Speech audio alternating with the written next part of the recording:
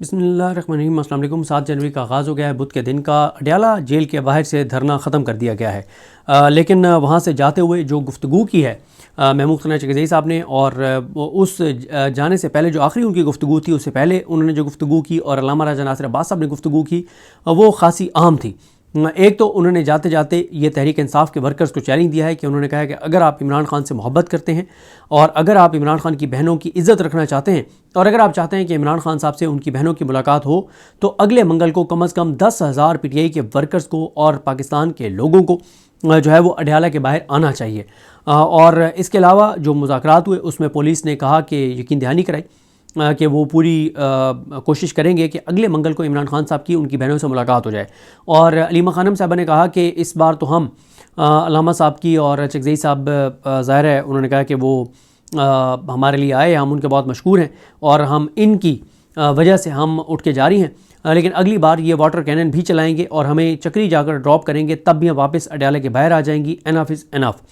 और इसके अलावा जो बहुत मैं समझता हूँ इम्पॉर्टेंट है गुफ्तगू, वो है महमूद खन्ना चकज़ई साहब की मुज़ाकरात के हवाले से। और देखें, मैं इसलिए इंटरेस्टेड था उनकी बातचीत देखने में कि DGSPR की कल की जो प्रेस कॉन्फ्रेंस थी, उस प्रेस कॉन्फ्रेंस से जो एक खौफ व हिरास फैलाने की कोशिश की गई कि जी पता नहीं बहुत खौफनाक एक पिक्चर तहरीक इंसाफ के वाले से नज़र आई, और उसके बाद टाउट्स हमें TV चैनल्स के ऊपर सोशल मीडिया पे बताते हुए नज़र आया कि अब तो तबाही हो जाएगी, बर्बादी हो जाएगी और पता नहीं जो है ना वो सूली पे लटका दिया जाएगा तहरीक इंसाफ वालों को, तहरीक तहफ़्फ़ुज़ यानी पाकिस्तान वालों को, और पता नहीं बहुत खौफनाक उन्होंने पिक्चर जो है पेश की।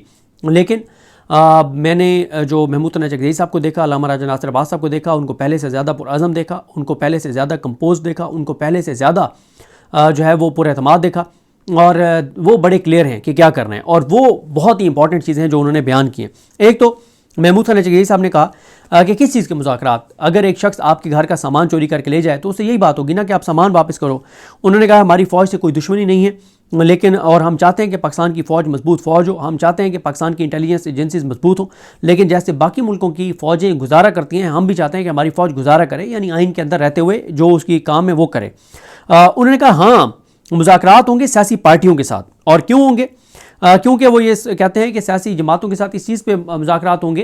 एक बहुत इंपॉर्टेंट पहली बार उन्होंने ये बात की है कि एक 4 महीने के लिए इंटरिम गवर्नमेंट बनाई जाए, जिसमें नून लीग भी हो, पीपल्स पार्टी भी हो, PTI भी हो, सब हो, और उस इंटरिम गवर्नमेंट का मकसद ये हो कि तमाम इदारों को उनकी हदूद में वापस भेजा जाए और गैर जानबदार इलेक्शन कमीशन लाया जाए और शफाफ इलेक्शन करवाए जाएं और अवाम जिसको मैंडेट दे उसको मैंडेट दिया जाए।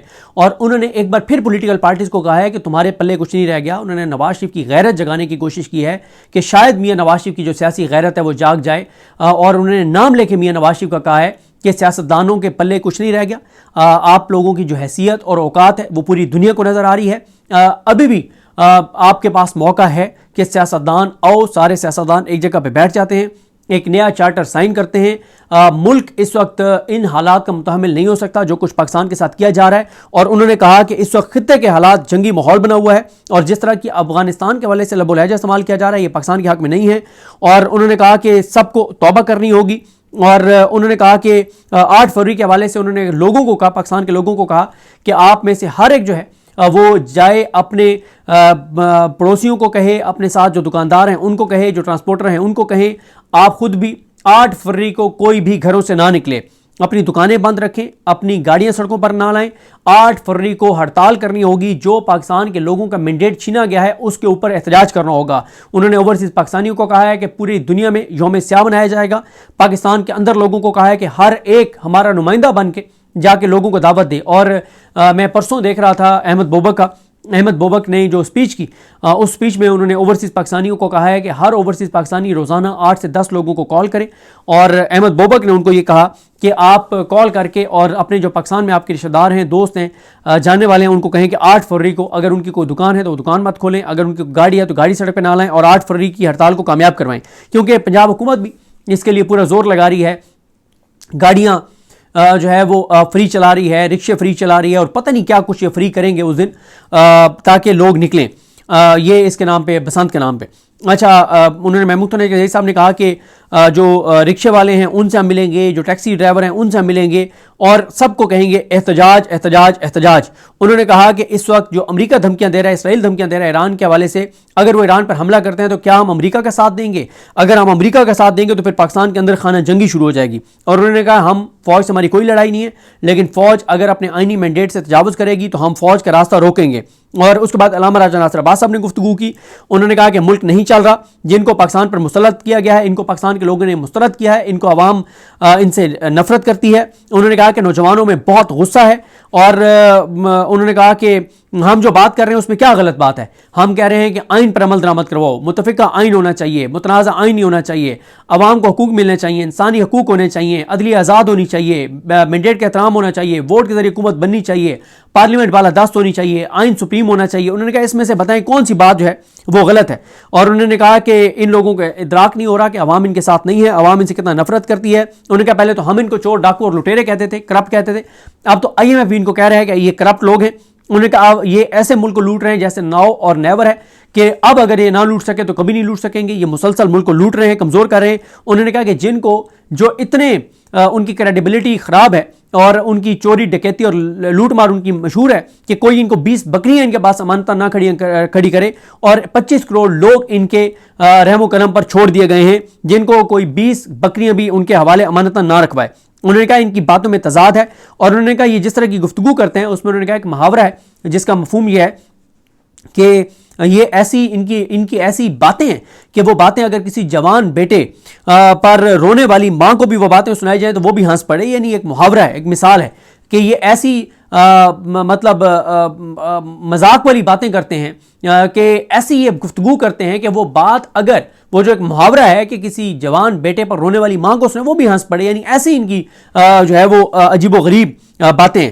और फिर अल्लामा साहब ने कहा कि जिस तरह से कुरान मजीद पढ़ते हुए ख़वातीन के ऊपर इन्होंने गंदा पानी छोड़ा तो इनके अंदर गंद है, और जब जग के अंदर गंद हो तो वो बाहर भी गंद आता है। उन्होंने कहा इनका हर काम गंदा है, इनका अंदर गंदा है, इनका बाहर गंदा है, इनका किरदार गंदा है, इनका मिजाज गंदा है, इनके करतूत गंदे हैं, इनका सब कुछ गंदा है। फिर उन्होंने कहा कि फिर अलीमा खानम साहबा ने कहा कि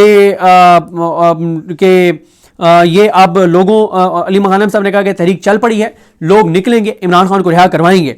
देखें अल्लामा राजा नासिर अब्बास, उसके बाद आपने अखुंज़ादा हुसैन साहब की भी गुफ्तगू सुनी।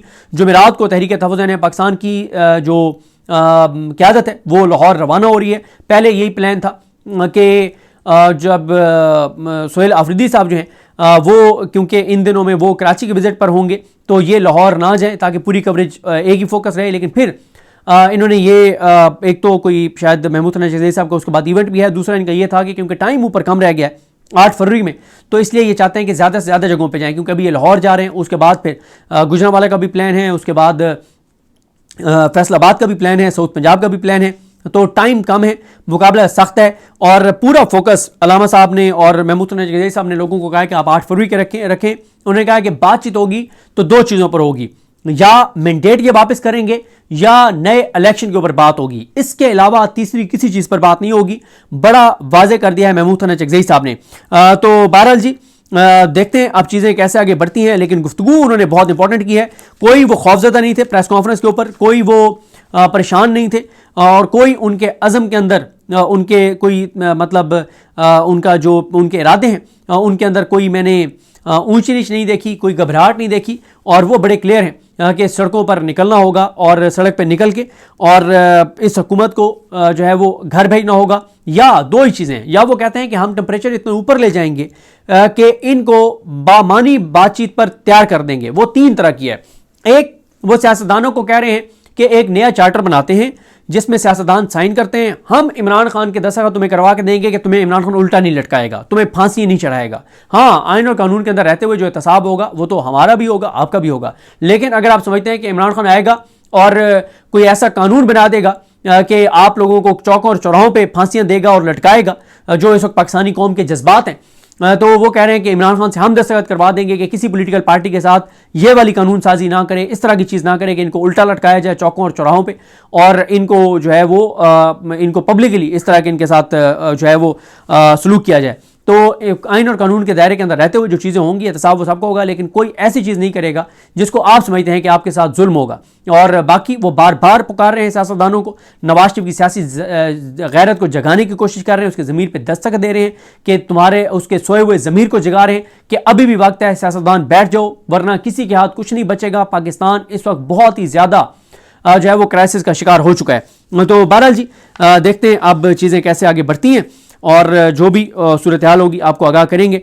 और आज शायद तहरीक तहफ़्फ़ुज़ पाकिस्तान की क़यादत अपने पंजाब के प्लान के हवाले से प्रेस कॉन्फ्रेंस भी करे। जो भी चीज़ें होंगी आपको अपडेट करेंगे। मुझे अपनी दुआ में याद रखें। अल्लाह करीम हम सबका हामी नासर। अल्लाह हाफ़िज़।